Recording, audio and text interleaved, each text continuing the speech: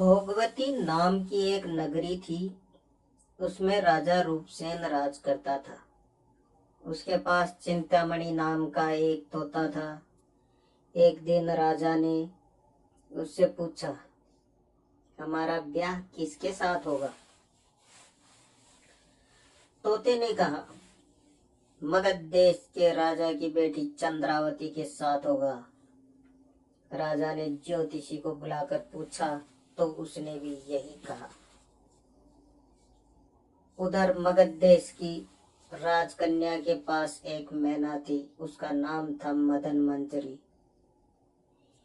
एक दिन राजकन्या ने उससे पूछा कि मेरा विवाह किसके साथ होगा? तो उसने कह दिया कि भोगवती नगर के राजा रूपसेन के साथ।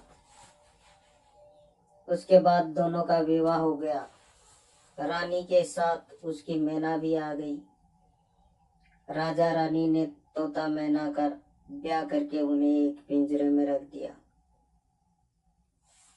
एक दिन की बात है कि तोता मैना में बहस हो गई। मैना ने कहा, आदमी बड़ा पापी, दगाबाज और अधर्मी होता है। तोते ने कहा, स्त्री झूठी, लालची और हत्यारी होती है। दोनों का झगड़ा बढ़ गया तो राजा ने कहा, क्या बात है, तुम दोनों आपस में क्यों लड़ रहे हो? मैना ने कहा, महाराज, मर्द बड़े बुरे होते हैं। उसके बाद मैना ने एक कहानी सुनाई। इलामपुर नगर में महाधन नाम का एक सेठ रहता था। विवाह के बाद बहुत दिनों तक के बाद उसके घर में एक लड़का पैदा हुआ। सेठ ने उसका बड़ी अच्छी तरह से लालन पालन किया, पर लड़का बड़ा होकर जुआ खेलने लगा। इस बीच सेठ मर गया। लड़के ने अपना सारा धन जुए में खो दिया। जब पास में कुछ नहीं बचा तो वह नगर छोड़कर चंद्रपुरी नामक नगरी में जा पहुंचा। वहां हेमगुप्त नाम का एक साहूकार रहता था। उसके पास जाकर उसने अपने पिता का परिचय दिया और कहा कि मैं जहाज लेकर सौदागरी करने गया था, माल बेचा, धन कमाया, लेकिन लौटते में समुद्र में ऐसा तूफान आया कि जहाज डूब गया और मैं जैसे तैसे बचकर यहाँ आ गया। उस सेठ की एक लड़की थी, रत्नावती। सेठ को बड़ी खुशी हुई कि घर बैठे इतना अच्छा लड़का मिल गया। उसने उस लड़के को अपने घर में रख लिया और कुछ दिन बाद अपनी लड़की से उसका विवाह कर दिया। दोनों वहीं रहने लगे। अंत में एक दिन वहां से विदा हुए। सेठ ने बहुत सा धन दिया और एक दासी को भी उसके साथ भेज दिया। रास्ते में एक जंगल पड़ता था। वहां आकर लड़के ने स्त्री से कहा, यहाँ बहुत डर है, तुम अपने गहने उतार कर मेरी कमर में बांध दो। लड़की ने ऐसा ही किया। उसके बाद लड़के ने कहारों को धन देकर टोले को वापस करा दिया और दासी को मारकर कुएं में डाल दिया। फिर स्त्री को भी कुएं में पटक कर आगे बढ़ गया। स्त्री रोने लगी। एक मुसाफिर उधर जा रहा था। जंगल में रोने की आवाज सुनकर वह वहां आया और कुएं से निकालकर उसे घर पहुंचा दिया। स्त्री ने घर जाकर माँ बाप से कह दिया कि रास्ते में चोरों ने हमारे गहने छीन लिए और दासी को मारकर मुझे कुएं में ढकेल कर भाग गए।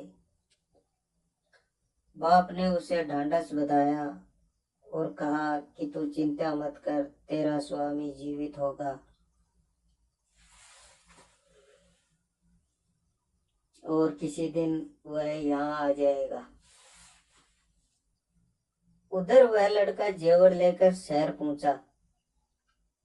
उसे तो जुए की लत लगी हुई थी। वह सारे गहने जुए में हार गया। उसकी बुरी हालत हुई तो वह ये बहाना बना कर कि उसके लड़का हुआ है। फिर वह अपनी ससुराल चला गया। वहां पहुंचते ही सबसे पहले उसकी स्त्री मिली। वह बड़ी खुश हुई। उसने पति से कहा, आप कोई चिंता न करें, मैंने यहाँ आकर दूसरी बात कही है। जो कहा था वह उसने बता दिया। सेठ अपने जवाई से मिलकर बड़े प्रसन्न हुए और उन्होंने उसे बड़ी अच्छी तरह से घर में रखा। कुछ दिन बाद एक रोज जब वह लड़की गहने पहने सो रही थी, उसने चुपचाप छुरी से उसे मार डाला और उसके गहने लेकर चंपत हो गया। मैना बोली, महाराज, ये सब मैंने अपनी आंखों से देखा है। ऐसा पापी होता है आदमी। राजा ने तोते से कहा, अब तुम बताओ कि स्त्री बुरी क्यों होती है।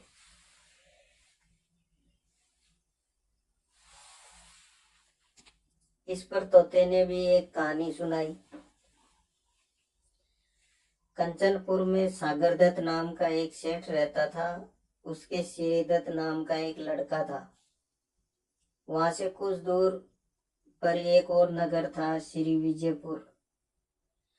उसमें सोमदत्त नाम का सेठ रहता था और उसकी एक लड़की थी, जिससे श्रीदत्त का ब्याह हुआ था।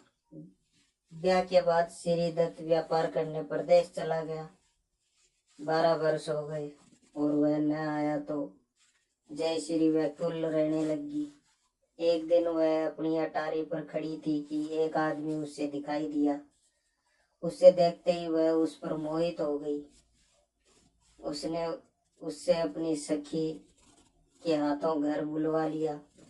रात होते ही वह उस सखी के घर चली जाती और रात भर वहां रहकर दिन निकलने से पहले वापस लौट आती थी।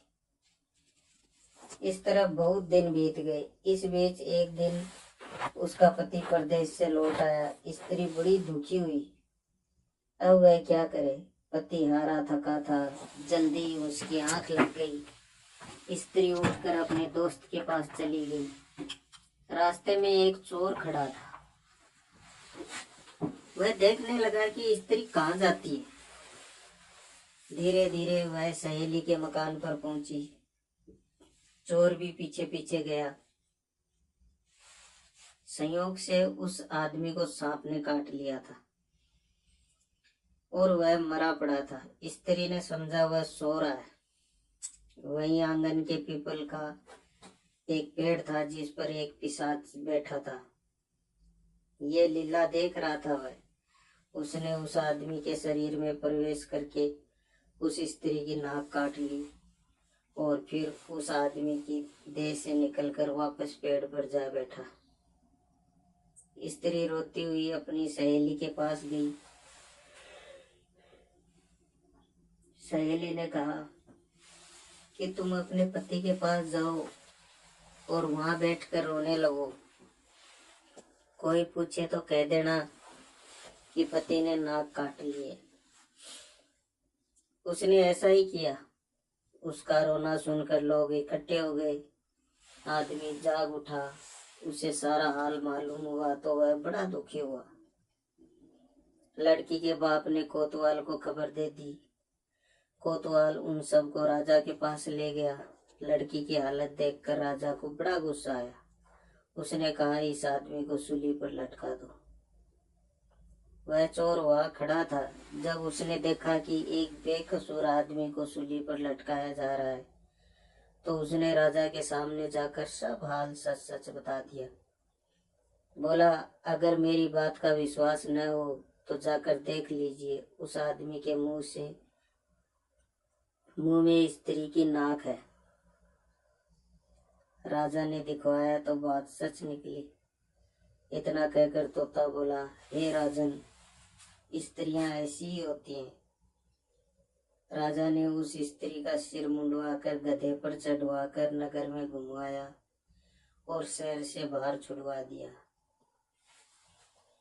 ये कहानी सुनाकर बेताल बोला, राजा बताओ, दोनों में से ज्यादा पापी कौन था। राजा ने कहा, स्त्री।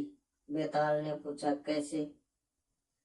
राजा ने कहा, मर्द कैसा ही दुष्ट हो, उससे धर्म का थोड़ा बहुत विचार रहता है, पर स्त्री को नहीं रहता, इसलिए स्त्री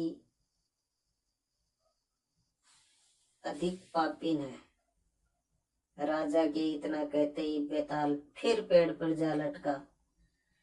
राजा फिर जाकर उसको अपने कंधे पर डालकर ले आया और रास्ते में बेताल ने 5वीं कहानी कहनी शुरू कर दी।